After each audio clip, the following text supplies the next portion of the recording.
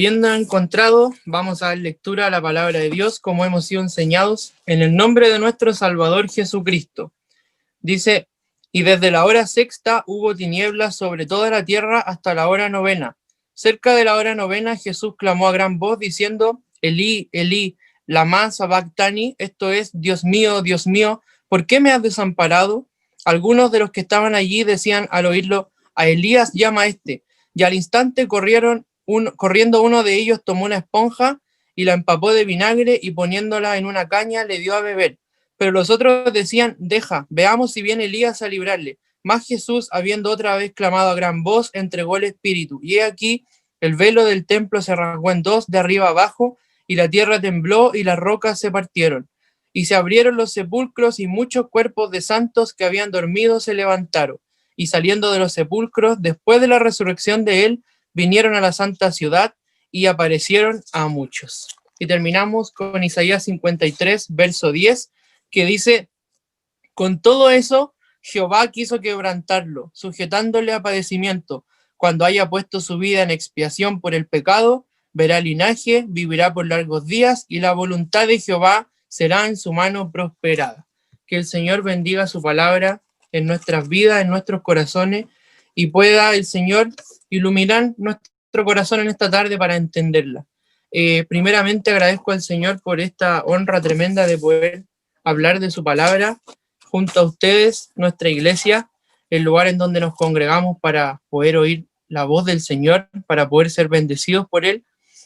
Seguramente a lo largo del día hemos tenido distintos cansancios, distintas fatigas a causa del trabajo, de los estudios, pero gracias damos a Dios porque nos da este momento para refrescar nuestra alma, para darnos fuerza quizá al que está débil, para poder dar ánimo al que quizá está decaído y sobre todo para bendecir a aquel que tiene un corazón dispuesto para ser bendecido por el Señor. Así que gracias doy a Dios y la verdad, cuando se me comunica que tenía que predicar en este día, como siempre hemos sido enseñados, debemos pedirle la palabra al Señor y preguntarle qué es lo que Él quiere hablarle a su pueblo, porque una cosa es que estemos nosotros por delante en esta hora, esté yo hablándole a usted, pero hay algo mucho mayor detrás de esto que es Dios hablándome a mí y hablándole también a usted. Entonces, con mucho temor siempre le pedimos palabra al Señor y en el momento en que estaba orando transcurrieron los días y lo único que vino a mi corazón fue hablar de Jesucristo, hablar de su muerte. Estamos a 2 días de Navidad y yo decía, Señor, ¿qué puedo hablarle a mis hermanos para que sean bendecidos, para que yo sea bendecido? ¿Qué es lo que tú nos quieres compartir? Y la verdad el Señor me amonestaba a poder hablar de su muerte. El mundo entero en 2 días más recuerda que Jesús nació un día, recuerda que Jesucristo vino a cambiar la historia. Nosotros los hijos de Él reconocemos que ese día fue el más glorioso de toda la existencia de este planeta, pero también hay otro día que como cristianos no podemos desconocer, que fue el día que murió por nosotros. Entonces el Señor movía mi corazón para poder hablar de su muerte, de lo que significó, de lo que está escrito en estos breves versículos que leímos, qué diferencia tenía este gran hombre con todos los demás, porque hasta la fecha, hasta la muerte de Jesús, los romanos habían crucificado alrededor de 30.000 hombres colgados en diferentes cruces, pero ¿qué motiva que solamente uno de esos 30.000 sea tan recordado en toda la historia de la humanidad? Seguramente los otros también murieron de manera injusta. Estoy seguro que muchos de los que murieron esa época a mano de los romanos también murieron de una manera injusta, quizás por haber hecho algo que a los romanos no les parecía correcto. Pero ¿qué pasa? ¿Qué sucede que a este hombre se le recuerde hasta el día de hoy? ¿Qué diferencia tenía él con las otras personas? Y eso es todo lo que este relato nos cuenta, que es súper largo por temas de practicidad, de tiempo. Leímos solamente un trozo que ya es casi el final de su muerte, de su crucifixión, pero es un relato precioso que el Señor nos muestra que ocurrieron hechos extraordinarios ese día en el Monte La Calavera. Ocurrieron sucesos que estaban profetizados hace más de 700 años, hace más de 1500 años, de una manera literal, y que allí, delante de él en la cruz, estaban aquellos que eran sabios en su propia opinión. Delante de la cruz de Jesucristo estaban los sacerdotes que conocían la ley de memoria, que conocían lo que Dios había dicho en la antigüedad, por boca de Moisés, por boca de sus santos los profetas, por boca de los reyes. Sabían todo lo que tenía escrito el Antiguo Testamento, pero sin embargo, cuando lo tuvieron enfrente, no fueron capaces de dar interpretación a lo que el Señor les había dicho. Y allí nos damos cuenta que grande es la misericordia del Señor, que ha descubierto nuestra ceguera para que hoy día podamos ver lo que su Hijo hizo por nosotros, para que hoy día podamos darnos cuenta de lo que significa, de la trascendencia que tiene que su Hijo haya muerto por nosotros. Todo el mundo tiene una opinión acerca de esto. Usted, la persona que le pregunte, puede reconocer que Jesús murió y resucitó. Para el mundo no es difícil creer eso, pero la verdad, el mensaje profundo del Evangelio, no todos lo pueden comprender. El don de la fe, no todos lo pueden adquirir. Y es por eso que hay tanta gente que da vuelta por allí y se da vuelta estudiando, tratando de alguna manera de desmentir lo que pasó en la vida de Jesús, de desmentir lo que ocurrió ese día. Hasta el día de hoy el pueblo de Dios, el pueblo de Israel, los judíos, dicen, y es la única versión que tienen, y es que los apóstoles se robaron el cuerpo, que Jesucristo no resucitó. Nuestro pastor nos enseña que una vez le consultó a un judío y él le respondió que Jesús solamente había sido un superhombre, pero el pueblo no alcanza a comprender que era el Mesías que Dios les prometió desde el principio de la Escritura. Cuando cae Adán, cuando cae Eva, el Señor les dice, el día que coman de ese fruto, ciertamente van a morir. Y murieron, ocurrió eso, y abajo de Adán morimos todos los que estamos hacia abajo, los que nacimos después en distintas etapas de este mundo, de este planeta, todos morimos con él. Ahora, puede que nos resulte un poco extraña la historia de que por haber comido un fruto, el hombre iba a morir para siempre, pero si le resulta difícil comprenderlo con una fruta, llévelo esto al terreno de un pozo. Adelante de Adán había un pozo profundo que cualquiera que se cayera a ese pozo iba a morir, porque toda persona que cae a un pozo profundo no tiene posibilidad de salir vivo de allí, no tiene posibilidad de rescate. Entonces, si nos resulta difícil creer en el fruto, veámoslo desde el punto de vista que un hoyo profundo estaba en el centro del Edén, un pozo profundo que el Señor le dijo a Adán, no te acerques a ese hoyo porque si te caes, si te tiras, te vas a morir. Y cuando nos damos cuenta de lo que pasó allí en el huerto del Edén, nos damos cuenta que ni siquiera Adán se cayó por accidente, ni siquiera Eva se cayó porque solo quiso mirarlo.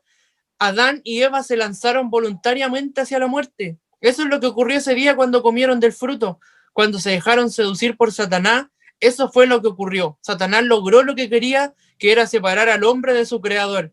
Pero sin embargo, como este Dios que nosotros servimos es tan grande, es tan sublime, él ya sabía de antemano lo que iba a pasar. Y desde ese mismo momento le dijo a la serpiente que de la simiente de Eva iba a venir uno que iba a darle el golpe final, uno que iba a darle el golpe mortal en la cabeza, y eso significa que lo iba a matar para siempre. Entonces nos damos cuenta que el Señor desde el principio está anunciando a través de las ceremonias sacrificiales de la ley de Moisés. El Señor está anunciando desde el principio que a través del derramamiento de sangre hay perdón de pecado. El libro de Hebreos nos dice de forma literal que sin derramamiento de sangre no puede haber perdón de pecado. Entonces el Señor de una manera simbólica le está mostrando que en la antigüedad, en el antiguo pacto, que cuando ellos matan los animales, cuando ellos derraman la sangre de los animales, Él les perdona.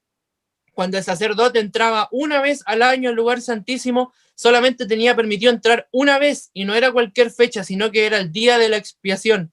Él entraba una vez al año, derramaba sangre delante del altar para que fueran perdonados los pecados del pueblo. Allí el Señor le estaba diciendo, por muerte, por sangre, hay perdón, pero sin embargo, la sangre de esos animales no tenía la fuerza necesaria para perdonar los pecados para siempre al pueblo de Israel. Es por eso que continuamente el Señor les amonestaba, les hablaba, que se volvieran a Él, que no se fueran tras los dioses, que no se fueran tras las mujeres paganas, que no se fueran tras la idolatría, pero el pueblo de Israel una y otra vez volvía a caer a lo mismo, volvía y el juicio del Señor venía sobre ellos, pero como los amaba, el Señor los volvía a restituir, los levantaba, los bendecía y les entregaba promesa.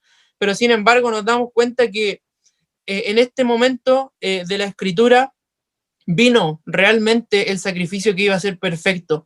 Vino realmente ese que iba a derramar la sangre para el perdón de pecados para siempre, y el pueblo de Israel no fue capaz de darse cuenta. No todos, no todos, porque hay muchos que se convirtieron al Señor. Los mismos apóstoles, habiendo creído en el antiguo pacto, cuando vieron que Jesús era el Señor, ellos abandonaron sus costumbres, sus rituales, y se fueron detrás del Señor, porque ciertamente, como dice la palabra, nosotros hoy día estamos en un mejor pacto. Ya no se nos exige derramar sangre, ya no se nos exige matar un animal para tener perdón de pecado.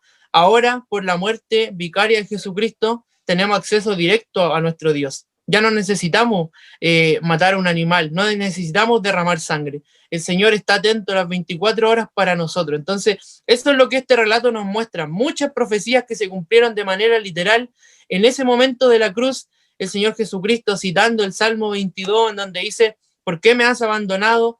Y nos damos cuenta que el pueblo de Israel que estaba allí, los que enseñaban la palabra, los que eran encargados de enseñar la ley a los jóvenes, a los niños, no fueron capaces de discernir que delante de ellos estaba el que le había sido prometido desde el principio. Pero bienaventurados somos nosotros porque el Señor ha sacado la ceguera de nuestro ojo, porque hoy día podemos ver a Jesús como lo que es, no como un gran personaje, no como una gran persona, como dicen algunos, mucho más que eso, mucho más que un profeta, mucho más que un rey, mucho más que un sacerdote. Jesús es nuestro Señor y es nuestro Salvador. Y todo aquel que reconoce eso, las puertas del cielo son abiertas para esa persona, sin importar lo que haya cometido antes, sin importar los delitos, las rebeliones que haya tenido contra su creador. Cuando confesamos que Jesús es nuestro Dios, el Señor abre las puertas para nosotros. Y ciertamente hay muchas cosas de la Escritura que nunca vamos a poder ni siquiera poder entender, de muchas cosas del carácter de Dios. Lo que la Biblia nos dice es lo que está a nuestro entendimiento, pero llega un punto en que cuando ya nos ponemos a razonar como humanos, nos damos cuenta que no podemos entender al Señor en su perfección. Los misterios, dice Moisés, están reservados para Jehová. Cuando lleguemos allá a la gloria, ni siquiera allá vamos a poder entender en su plenitud qué es lo que su Hijo hizo por nosotros. Ahora nos deleitamos en saber que murió por nosotros, en que perdonó nuestros pecados, pero lo grande del sacrificio de Jesús es incomprensible para la mente humana. El hombre natural no alcanza a concebir que a través de la muerte de uno haya venido el perdón para todos.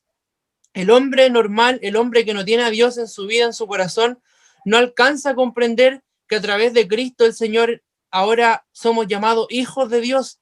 Ahora ya no somos bastardos, no somos huérfanos, como dice su palabra. Ahora tenemos un Padre amoroso que nos guía, que nos conduce.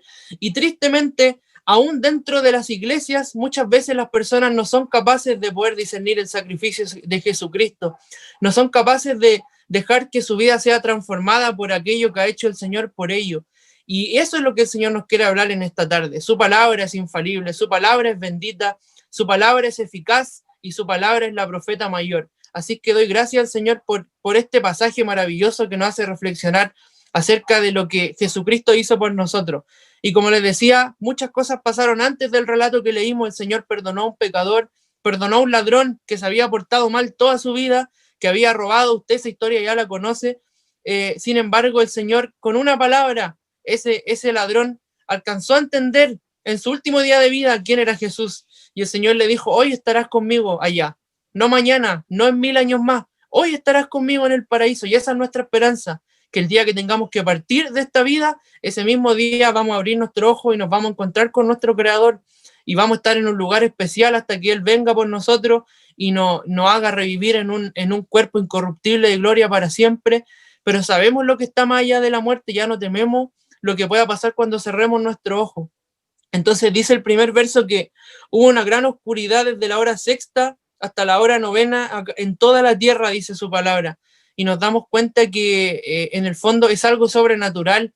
Vemos cómo la humanidad estos días se ha visto atraída por mirar el sol que se oscureció por algunos minutos, ni siquiera por horas, fueron algunos minutos que el sol se oscureció un poco. Ayer otro fenómeno nos mostró la naturaleza, 2 planetas se alinearon y la gente habla hoy día, ayer en todos lados, que a través de esa alineación de los planetas las energías se van a equilibrar y las personas según su signo zodiacal van a tener mejor suerte este nuevo año y muchas cosas por el estilo que nos están hablando de la astrología. La gente se sorprende a ver los fenómenos naturales, pero nos damos cuenta que el pueblo que estuvo allí, el pueblo de Israel, no se sorprendió ni siquiera con este fenómeno extraordinario que pasó ese día. De la nada, a la hora sexta dice su palabra que eso equivale a las 12 del día. De la nada a las 12 del día se oscurece el sol en una tiniebla, nos dice la palabra que se oscureció, y nos damos cuenta cuando leemos la palabra que cuando la Biblia habla de oscuridad, cuando la palabra en todo el Antiguo Testamento nos está hablando de tiniebla, es que nos está anunciando un juicio de Dios. La palabra nos está diciendo allí que hay que poner ojo porque el Señor ejerció su juicio dado alguna situación. Nos damos cuenta cuando Israel estaba cautivo en Egipto, el Señor les manda la plaga de las tinieblas, una tiniebla realmente espantosa que no se podían ver siquiera sus propias manos, lo que tenían en el frente. El Señor les mandó a los egipcios para que entendieran, para que libertaran a su pueblo. Entonces el Señor allí en Egipto ejerció un juicio sobre ellos y les mandó una tiniebla. Después los profetas, los santos hombres del Antiguo Testamento, volvieron a hablar de oscuridad, volvieron a hablar, decir día de gran tiniebla, día de gran oscuridad, el sol se va a oscurecer, y relato tras relato la Biblia nos está hablando en la antigüedad que va a haber oscuridad, y cuando llegamos a este relato que de manera literal hubo oscuridad en la muerte de Jesús, nos estamos dando cuenta que el Señor está ejerciendo un juicio, pero aquí ya no es un juicio en contra de las personas que están allí, sino que es un juicio literalmente en contra del pecado. El Señor se sube a ese madero de manera voluntaria para pagar el precio por todos, como leímos en Isaías 53:10, y dice que Jehová, con todo eso, Él lo quiso quebrantar, y nos damos cuenta a través de esto que el Señor, nuestro Padre, es tan perfecto, es tan santo y es tan sublime que Él no puede pasar a llevar su palabra.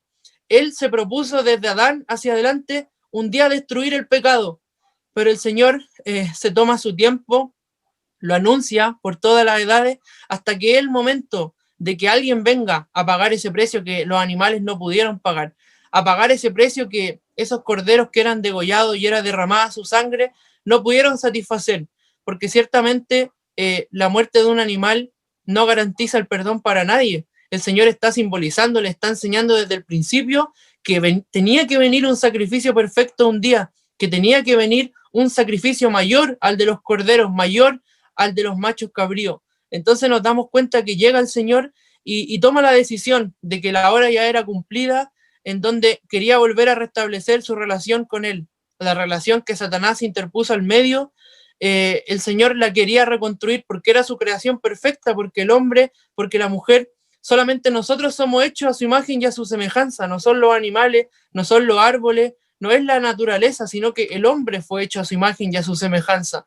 Entonces el Señor, como nos dice nuestro pastor, hubo una gran reunión allá en la eternidad y se hace este requerimiento que tenía que venir alguien a pagar, y sin embargo, cuando nos damos cuenta de lo extraordinario que es esto, nos damos cuenta que el Señor no mandó un ángel, un ser perfecto, un ser santo, creado sin maldad, no mandó un querubín de esos que están con él día y noche alabándole, custodiándole, no mandó quizás al arcángel Miguel, el comandante del ejército del cielo, el valiente que se enfrentó hasta con Satanás en algún episodio, ciertamente un ángel valiente que no es igual a todos los demás, no lo mandó a él, sino que vino él mismo a tomar nuestro lugar.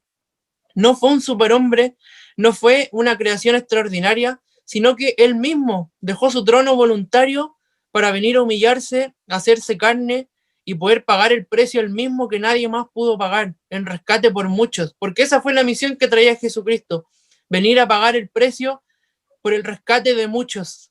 Y es motivo de bendición para nuestra vida el que en esos muchos esté usted y esté yo.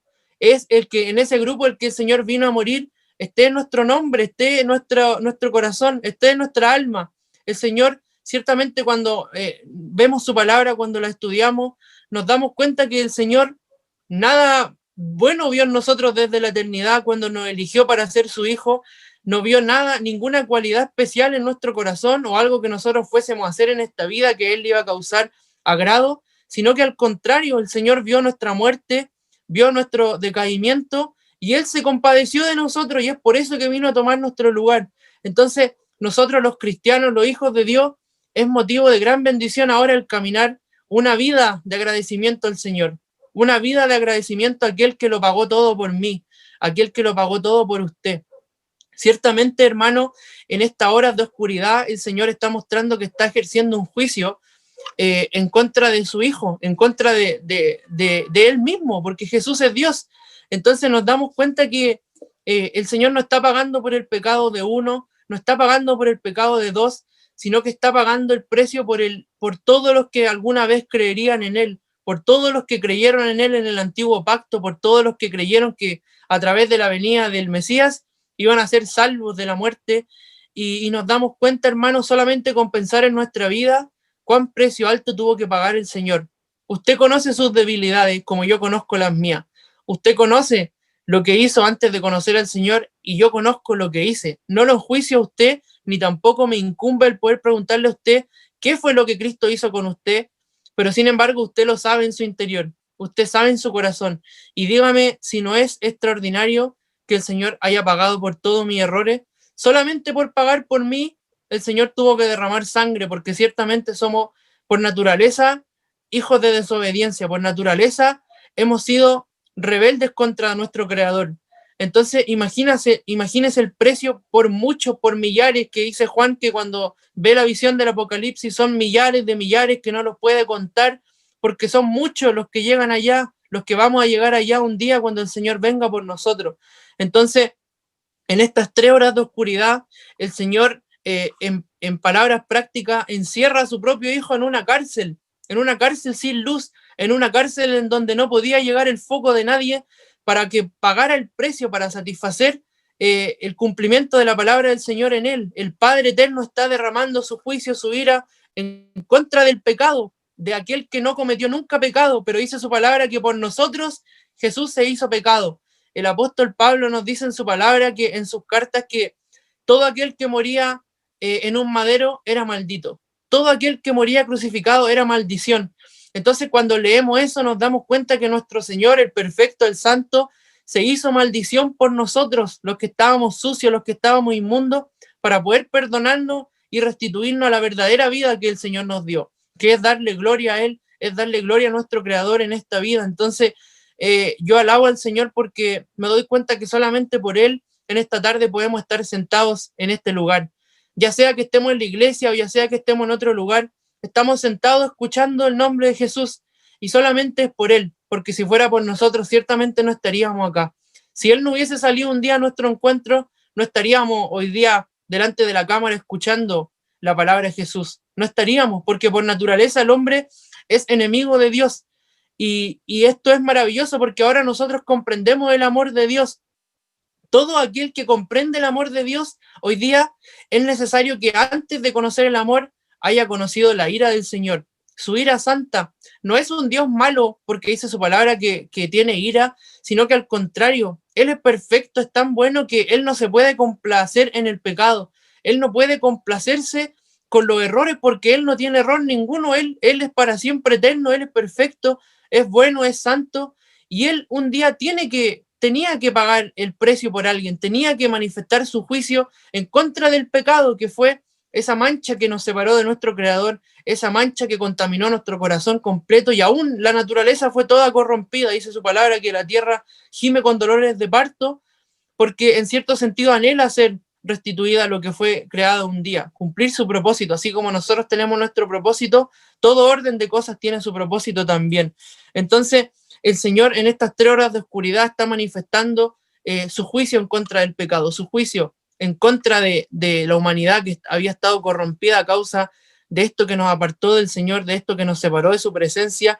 Y para poder restituirnos, para poder abrir las puertas del cielo para nosotros, era necesario que el Señor un día hiciera pagar el precio a alguien. Y como le decía antes, no fue un ángel ni fue un querubín, sino que fue él mismo que dejó su trono para venir acá a rescatarnos. Entonces nos dice más adelante el versículo 26, 46, cerca de la hora novena Jesús clamó a gran voz, es decir, 3 horas después, a las 3 de la tarde, el Señor clamó a gran voz diciendo: Elí, Elí, lama sabactani. Esto es: Dios mío, ¿por qué me has desamparado? Y esta frase confirma lo que le estaba hablando antes. En cierto sentido, el Señor abandona a su hijo allí en el madero de la cruz porque estaba ejerciendo su juicio en contra del que se había hecho pecado por nosotros, en contra de aquel que tomó nuestro lugar. Lo abandonó por completo porque el Señor estaba enjuiciando el pecado en toda su gloria, en toda su majestad. El Señor derramó toda su furia ese día en contra del pecador, en contra del pecado, pero gracias sean dadas a Dios porque no lo hizo conmigo. Ciertamente no hubiésemos podido resistir nosotros, y es lo que el mundo no ha alcanzado a comprender, que cuando venga ese día, como dice el profeta, día de gran ira, muchos se van a ver sorprendidos cuando el Señor les diga: no los conozco, apartados de mí al lago eterno de fuego. Y nosotros que hemos creído en este Salvador bendito, vamos a escuchar todo lo contrario, no porque nosotros hayamos sido buenos, no porque en nosotros haya habido algo especial, sino que ahora que el tesoro del Evangelio nos fue revelado a nosotros, Jesucristo hoy día nos bendice y nos afirma que todo aquel que cree en Él va a tener una vida eterna, pero no en tormento, sino que en bendición, en gozo y en paz para con Dios, porque el día que el Señor nos lavó con su sangre, ahora tenemos paz para con Dios, dice su palabra. Entonces, dice el verso 47, algunos de los que estaban allí decían, al oírlo, a Elías llama a este, burlándose, siendo irónicos con el Señor. Estaban allí delante de la cruz, muchos que estuvieron toda esa hora hasta que él murió, solo burlándose de él, solo riéndose de lo que decía, de lo que estaba haciendo, con gran provocación le gritaban, desciende, si tú eres hijo de Dios, desciende y salva a los que están también contigo. Imagínense las provocaciones que tuvo que recibir el Señor en ese día, que le decían, mira, Elías está llamando a este, porque el profeta dice que Elías iba a venir también a anunciar al Señor, pero tampoco fueron capaces de darse cuenta que el espíritu de Elías estuvo sobre Juan el Bautista, que vino a anunciar y a preparar el camino a Jesucristo. Tampoco se dieron cuenta, conociendo la Escritura a la perfección, habiéndola estudiado tantos años, el pueblo no lograron discernir lo que el Señor les estaba enseñando. Entonces, con gran burla lo provocaban, se reían de él, no tan solamente los romanos, sino que también su propio pueblo, los propios que creían en él, estaban riéndose de él, estaban humillándolo allí delante de todos, y dice el verso 28, y al instante, corriendo uno de ellos, tomó una esponja y la empapó de vinagre, y poniéndola en una caña, le dio de beber. Ciertamente nos dice el otro evangelio que el Señor, cumpliendo una de sus profecías, dijo que tenía sed, y llevaron vinagre y le untaron sus labios. Ciertamente el Señor nos muestra su humanidad, nos muestra que sus fuerzas eran limitadas, así como las son las nuestras, y le empapan. Ciertamente este romano, no por maldad, sino que quizás en todo lo que escuchó ese día, todas las burlas que recibió el que estaba colgado en el madero, algo de pena le debe haber dado, y al momento en que el Señor pide agua, él va corriendo y se consigue agua y le unta sus labios con vinagre. En ese tiempo el vinagre se ocupaba para quitar la sed, tomaban principalmente los militares, los que necesitaban fuerza para andar en el sol, en el calor, tomaban un poco de vinagre diluido en agua para poder resistir un poco más, para que su sed fuera saciada y no tuviesen que estar tomando a cada rato. Entonces este romano se compadeció de ese hombre que estaba allí siendo humillado y le da un poco de agua. Y dice que el verso 49, pero los otros decían nuevamente las burlas, deja, veamos si viene Elías a librarle. Nuevamente jugando con la palabra de Dios, tentando al Señor, su Dios, no dándose cuenta que Él era el que en el principio le habló, que Él era el mismo que un día estuvo con Moisés, que estuvo con Josué, que estuvo con el rey David, que estuvo a lo largo de toda la historia de Israel en el desierto. Él mismo era el que desde el cielo los alimentaba con el maná, que él mismo les dio carne, les daba agua. El mismo que había hecho todas esas cosas maravillosas era el mismo que estaba allí enfrente de ellos, porque en algún momento los fariseos le dicen, ellos se jactaban de ser hijos de Abraham, y le dicen, ni aún nuestro padre Abraham fue capaz de decir esto, ¿cómo tú lo haces? Y el Señor lo único que les responde y les dice, antes de que Abraham fuese, yo soy. El Señor le está diciendo, yo soy el Dios de Abraham, yo fui el que mandó a Abraham, yo fui el que bendijo a Abraham en la antigüedad. Pero los fariseos, las sectarias judías, no lograron darse cuenta de todo este mensaje maravilloso. El evangelio no estaba revelado a ellos en su vida. Y dice el verso 50, más Jesús, habiendo otra vez clamado a gran voz, entregó el espíritu. Y aquí nos damos cuenta que el Señor, pese a haber sido abandonado, pese a haber sido tremendamente golpeado, vituperiado por su propio pueblo, el Señor, quizás no tan solamente su dolor era físico, no tan solamente el Señor, ya sus fuerzas estaban agotadas por los latigazos que había recibido, por la corona de espinas que le hacía chorrear sangre de la cabeza, ni por los clavos que tenía en sus manos y en sus pies, sino que por dentro, en su corazón, también estaba completamente destruido, porque el Señor había ejercido un juicio hacia él para que pagara el precio del pecado. Y esa es la gran carga que tuvo que padecer Jesucristo ese día, pagar por muchos, pagar el rescate por todos los que un día iban a creer en él. Entonces nos damos cuenta que el Señor clama a gran voz, él en su humildad, en su humanidad, le dice, Padre, encomiendo mi espíritu a ti, como dice el otro evangelio. Entregó su espíritu, le dice, Padre, ahora dependo de ti, ya di todo lo que podía dar, ya el precio lo pagué, Padre mío, ahora te entrego mi espíritu, ahora tú puedes hacer conmigo como desees. Eso le está diciendo el Señor a su Padre, y aquí viene la confirmación en el versículo siguiente, que el Padre eterno, el Dios todopoderoso, acepta el sacrificio perfecto de su Hijo. No eran más ni era menos de lo que tenía que pagar. El Señor pagó el gran precio y el Señor lo aceptó, y así nos dice el verso que sigue, y dice, Y después que Jesús entregó su espíritu, después de que cumplió las expectativas de su Padre, dice el verso 51, y he aquí el velo del templo se rasgó en dos, de arriba abajo, y la tierra tembló y las rocas se partieron. ¿Qué significa realmente que el velo del templo haya sido rasgado de arriba hacia abajo? No fue casualidad, nos dice la palabra que todo esto aconteció en la hora de las 3 de la tarde, de 3 a 4 de la tarde. Precisamente en ese momento en el templo de Salomón, allí en la ciudad santa, se estaba efectuando el ritual de la purificación. Estaban cercanos a la Pascua, ya muchos estaban viniendo de todo el mundo para poder rendir sacrificio al Señor, para poder pedir perdón por sus pecados, por la culpa, por la paz, también hacían sacrificio. Y nos dice que justo en ese momento, a las 3 de la tarde, cuando el sacerdote ya estaba al frente de la congregación de Israel, el velo del templo se rompió de arriba hacia abajo.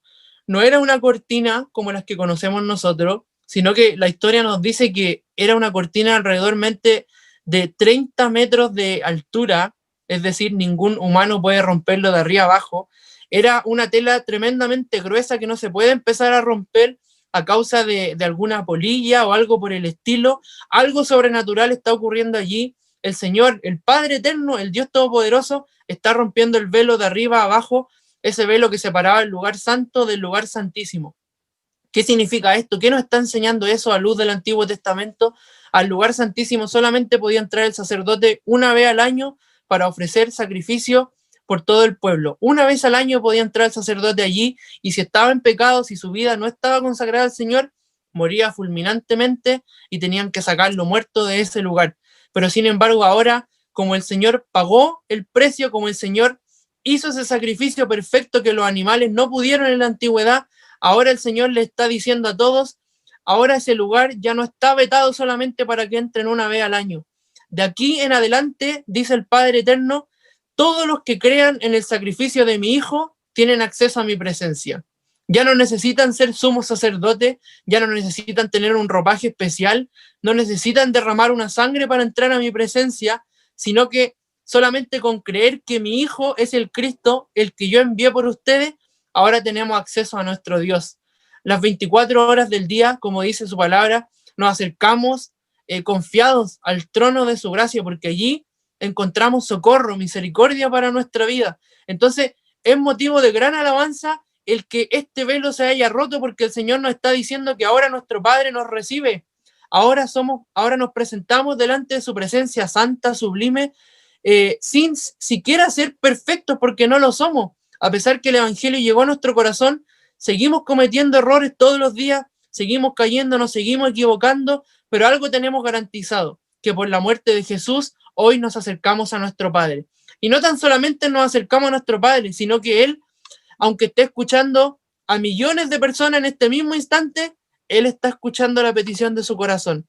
Él está escuchando su pensamiento y su adoración a Él. Entonces es motivo de grande alabanza el que nuestro Dios nos haya mirado misericordia para salvación. Así como nos dice nuestro pastor, estamos luchando, seguimos pataleando en esta vida, seguimos cayendo, no nos levantamos, pero seguimos esperanzados de que la salvación un día pronto va a llegar para nosotros. Y el Señor les sigue dando señales, milagros maravillosos, y dice el siguiente versículo que no tan solamente el velo se rasgó de arriba abajo, sino que vino un gran terremoto, la tierra tembló y las rocas se partieron. Y como las rocas se partieron, se abrieron los sepulcros y muchos cuerpos de santos que habían dormido se levantaron. Un terremoto no es capaz de revivir a nadie. Ningún Dios que tiene esta humanidad es capaz de darle vida a un muerto, pero sin embargo el Padre Eterno, el dador de la vida, tiene poder para resucitar a un muerto y darle vida nuevamente. Y eso es lo que nos está diciendo aquí el Señor. Resucitó a un grupo de santos del Antiguo Testamento, pero con la promesa que ahora Pablo después nos explica en 1 Corintios, que ahora muchos vamos a ser resucitados porque Jesús fue resucitado primero.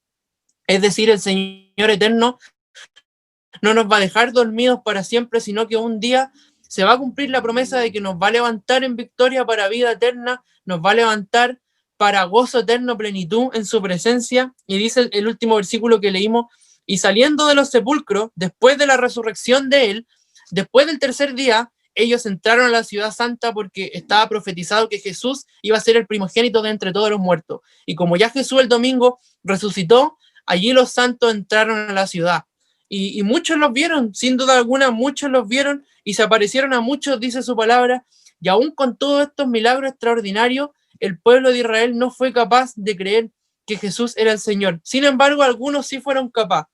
Sin embargo, algunos sí fueron capaces de decir, ciertamente este era el Hijo de Dios. Y dice los versículos más adelante que no leímos, que cuando Jesús murió y vieron todas estas señales extraordinarias, bajaron el cerro golpeándose el pecho, porque se dieron cuenta de lo que hicieron. Fueron capaces de llevar a la cruz al mismo Dios, pero sin embargo, en un sentido mayor, todo esto estaba orquestado por el Señor. Era necesario que el Cristo padeciese, dice su palabra, para rescatarnos hoy día a nosotros y a lo largo de toda la época a todos los pecadores que con arrepentimiento le miran. Es por eso, hermanos amados, que la palabra en esta tarde nos invita a poder tener plena confianza de que Jesús es nuestro Señor, aunque las circunstancias estén difíciles en su vida, en mi vida, aunque el hombre interior se vaya desgastando, aunque nuestro hombre exterior nos vamos envejeciendo, van saliendo las arrugas, van saliendo las canas, nos van apareciendo las enfermedades, tengamos confianza, porque va a llegar un día en que con poder nos va a resucitar de la muerte. Y el Señor va a ir a nuestro sepulcro personalmente y le va a decir, ¿dónde está, oh muerte, tu victoria? Así le va a decir el Señor y nos vamos a levantar de la muerte para vivir eternamente con Él. En esta semana en donde muchos lo van a recordar como el niño que vino a nacer en una situación extraordinaria, en donde el niño que vino hizo aparecer una estrella que guió a unos pastores allá en Palestina, en Belén, pero sin embargo nosotros como hijos de Él podemos reconocer que ese niño vino para morir. Y vino para morir no por el mundo, dice Jesús mismo en la oración que hace por sus discípulos en Juan, Padre, no por el mundo, sino que por los que tú me diste. Y nosotros estamos en ese grupo que Dios le dio a Jesús. Es por eso que debemos darle gloria con nuestra vida, con nuestros actos, con nuestra gratitud, ser agradables al Señor, el poder ser agradecido, el poder amarnos, el poder soportarnos, porque un sacrificio grande hizo el Señor con nosotros. Y aunque no podamos pagar ese precio nunca, dígame usted si Jesús no es digno que le demos la gloria, si Jesús no es digno que vivamos una vida agradable a Él. Cierto que el Señor es digno, que en nuestro pecado podamos decirle no al error, poder decirle no al pecado y decirle sí a Cristo, porque un grande precio tuvo que pagar por nosotros. Esto es lo que el Señor ha entregado a mi corazón para bendecir mi vida y también a todos aquellos que tienen un corazón dispuesto para recibir su consejo, pues no son palabras nuestras, sino que son del Señor, y por lo tanto creo con toda mi alma que el Señor a todos los que le creen, su vida va siendo transformada de gloria en gloria. Si antes éramos malas personas, si antes éramos amargados, éramos peladores, éramos envidiosos, ahora el Señor de a poco va sacando todas esas cosas de nuestra vida y nos va transformando, no a la medida nuestra, no a la medida de un rey y de un gran sacerdote, sino que a la medida de su propio Hijo. Eso es lo que dice su palabra. Y todo aquel que crea su palabra, cree que Dios inspiró su palabra. No tan solamente las letras rojas en donde Jesús habla son inspiradas, sino que cada palabra que está escrita en la Biblia es inspirada por el Señor. Por lo tanto, tengo plena confianza que el Señor a través de ella bendice mi vida, bendice la de usted y nos da ánimo, aliento para seguir adelante. Le voy a invitar que pasemos a orar al Señor para agradecerle por su palabra, por su consejo maravilloso, porque nos recuerda el gran precio que pagó por nosotros. Así que le voy a invitar que podamos cerrar nuestro ojo en señal de humillación al Señor, podamos ir clamando y todos juntos oramos al Señor. Le invito a que oremos. Gracias le damos, Padre eterno, en esta tarde por su palabra que es bendita, Señor, que es eficaz. Padre, por su palabra que está viva, Señor bendito, hasta el día de hoy, porque es más probable que el cielo se acabe, que la tierra se acabe, Señor bendito, que los planetas se acaben, pero tu palabra nunca dejará de ser, Señor. Tu palabra permanecerá fiel para siempre, Señor. Creemos que tú la inspiraste, creemos que tú moviste a los hombres, Señor, para que hoy día nosotros podamos entender cómo eres tú, cómo actúas tú y qué es lo que quiere usted de nosotros, Padre amado. Le damos las gracias cada día, Señor bendito, por la muerte de su Hijo. No tan solamente en esta fecha ni en Semana Santa nos acordamos de su Hijo, Señor, sino que cada día, Señor, te agradecemos porque tu Hijo pagó el precio que yo merecía pagar, Señor. Tu Hijo recibió el castigo que yo merecía recibir, Señor, porque Él nunca se equivocó, mas yo todos los días me equivoco, Señor, así como mis hermanos también. Te damos gracias por Jesús, tu Hijo, Padre mío. Sabemos que estás con nosotros, sabemos que nos bendice y sabemos que tú, a los que escogiste, Señor, para salvación, nos vas a llevar contigo, Señor. Si esta tarde, Señor, estamos congregados, es porque creemos que estás en medio de nosotros, es porque creemos que nos bendices, Señor, es porque creemos que eres real, Padre. En esta semana, Señor bendito, que el mundo te recuerda, nosotros con más fuerza lo hacemos, Padre, porque comprendemos por qué lo hiciste, Señor, porque comprendemos, Señor, qué te motivó a hacerlo, Señor, y fue tu compasión por nosotros, tu creación, Padre. Te agradecemos porque tu Espíritu está con nosotros, consolándonos día a día, dándonos fuerza, ánimo para seguir adelante, Señor, y te pedimos que esta palabra, Señor, pueda quedar grabada en nuestro corazón, la podamos poner por obra, Señor, y podamos echar mano de ella, Señor, cuando vengan los momentos difíciles para nuestra vida, Señor. Te exaltamos, te glorificamos como el Dios que eres, Señor, y todo esto lo presentamos por Jesús, tu Hijo, nuestro bendito y suficiente Salvador. Amén. Le invito a que glorifiquemos al Señor Jesús. Gloria a Dios, gloria a Dios, gloria a Dios para siempre. Para el Señor que vive y reina sea honra y gloria.